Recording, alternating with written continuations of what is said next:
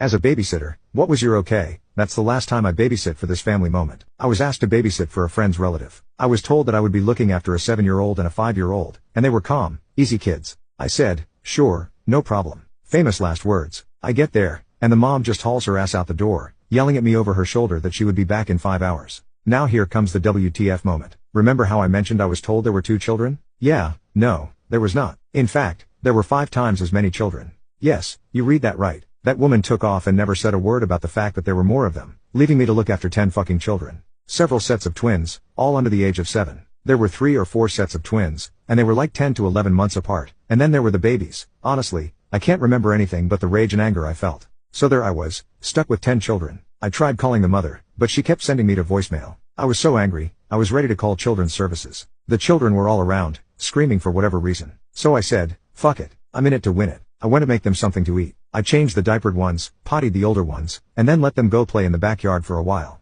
I was still seething with anger over the blatant deception as I cleaned up the kitchen. But it gets better. No, it doesn't. 5 hours later. No mom. Okay, a few minutes late. No big deal, right? You know that isn't the case, or I wouldn't be telling my story. I tend to the children, toileted and changed them, fed them, baths, and off to bed. It's now almost 9 p.m. Mother is still not back. I'm furious and incensed at this point and beyond. I keep calling the mother, and my calls go unanswered. Pissed, I call my friend and tell her to call her relative and tell her to call me or come home because I am beyond pissed at being deceived this way. My mother never came back that night, so the next day, I'm at it again. I call everyone in the family, including my friend. No answer. So I said fuck it and called the police. I explained the situation, and they said they would send someone. Nothing.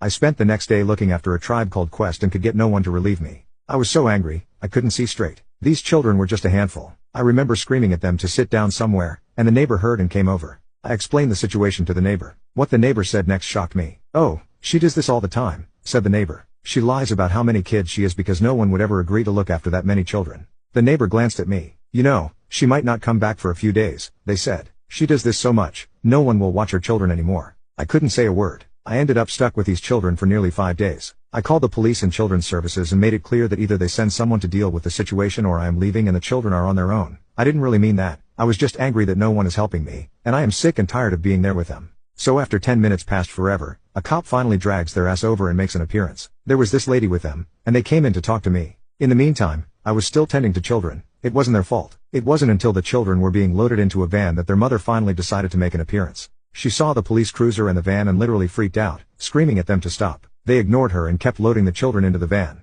I stormed over to where the mother was, pissed and ready to kick her ass. What the fuck is wrong with you?